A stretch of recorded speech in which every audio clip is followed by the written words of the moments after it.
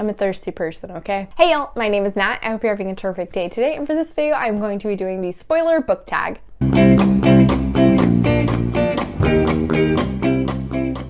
So this is just a tag discussing spoilers, not specifically spoilers of books, however. This was made by Gunpowder Fiction and Plot. I'll put a link to their video in the description down below. I, however, was tagged by Liz at For Booking Out Loud, and I'll put a link to her video in the cards right here. Definitely go check it out. Liz is really sweet, she's very funny, and the woman can read so much. I'm always impressed at her wrap-ups. How do you go through so many books? What is your secret?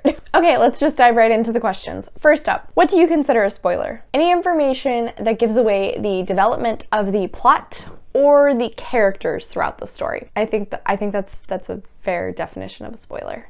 Next question. Does the genre you're reading impact what you consider to be a spoiler? Definitely. The biggest example I can obviously think of is in romance books. When I go into a romance, I fully expect that the two main characters are probably going to end up together. If they don't, I'd be very shocked. However, if, say, I was reading a fantasy book and there were 6 different perspectives and someone was to say, hey, this one and this one end up together, yeah, that would be a spoiler and I'd be very mad about it. Next question. All the best bits are in the trailer. Sometimes a synopsis can be too detailed. Do you research books prior to reading them, or do you prefer to know nothing about the book? I definitely research books. I don't think I've ever picked up a book, just gone in completely blind. I guess like cover buys could kind of be a situation where I could see that happening, but even with cover buys, I usually will end up researching the book before I actually read it. I need to know a little bit of something.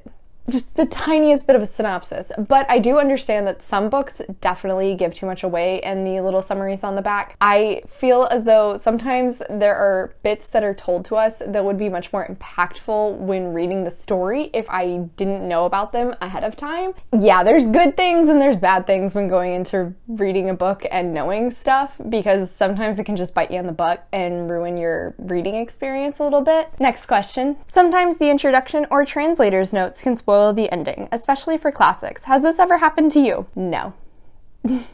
Because I don't read introductions and I don't read author notes or translator notes. Is that a bad thing? Does that make me a bad reader? I've never spoiled myself that way though. Next question. Name a time somebody spoiled a novel for you. I have a very specific memory. I was in 8th grade. I just started reading The Hunger Games for my English class. I walked onto the bus and this kid sees me holding it and goes, hey, did you know she ends up with this person? Oh, and this person ends up dead. I was very annoyed by this. Now looking back on it, knowing those things so far in advance was probably a big part why I didn't feel as guilty about DNFing Mockingjay, because I knew these big plot points already, but I was still so mad about that. I still hate that kid. Next question. Have you ever spoiled a novel for somebody else? I feel like discussing spoilery thoughts with people who I know probably won't read these books doesn't particularly count, because I do that with my brother and my boyfriend quite often. One specific one I could consider is I had been reading the Truly Devious series and I was so absorbed in it. I loved the characters,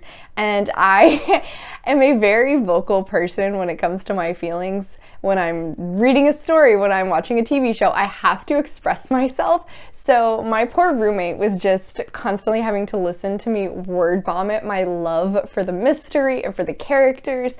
But I did so much that eventually she ended up actually reading the story and loving it. So I'm sorry, Kat, but hey, I made you read the books.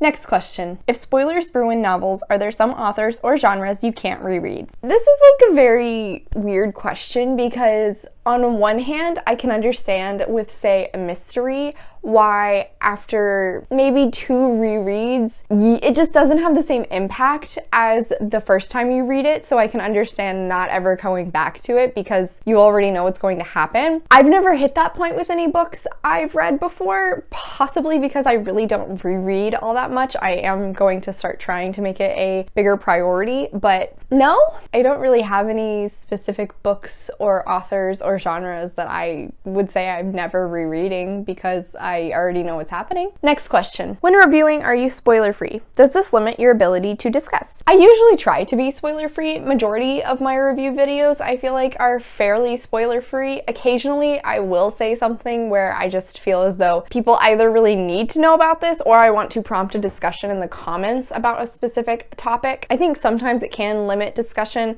but that's what comments are for. That's what Instagram or Discord is for, where I can actually seek people out and discuss my spoilery thoughts.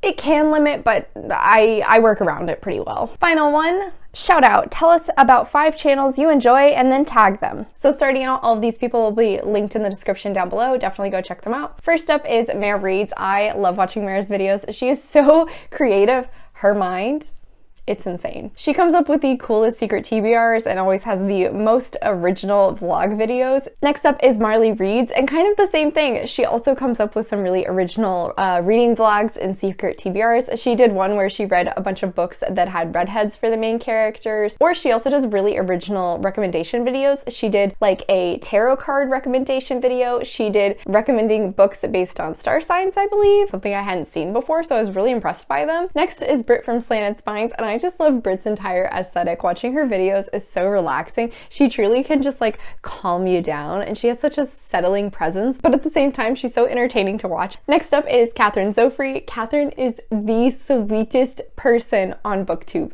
Definitely go follow her. I love watching her. She always has the most supportive comments. She's also infectiously positive. Even when she might be giving a poor review on a book, she still somehow manages to sound so happy and upbeat and nice.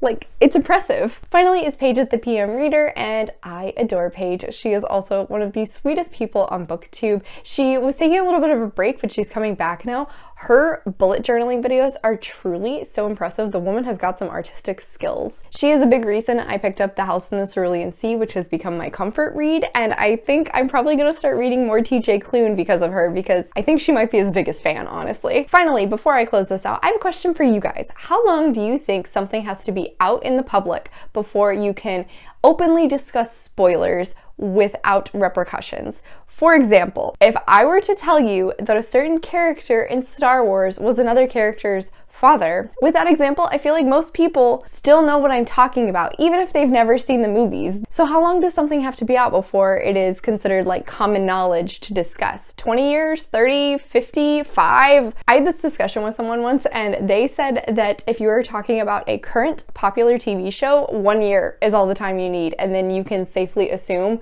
they know what's happened. This is just an interesting topic of spoilers that I've always wondered about and talked about with people before, so I want to hear your guys' thoughts. Let me know in the comments down below. As always, thank you so much for coming to my channel today, guys. I really appreciate it. Make sure to hit like and subscribe down below. I come out with videos on Monday and Friday, but until then, I hope you continue to have a terrific day. Bye!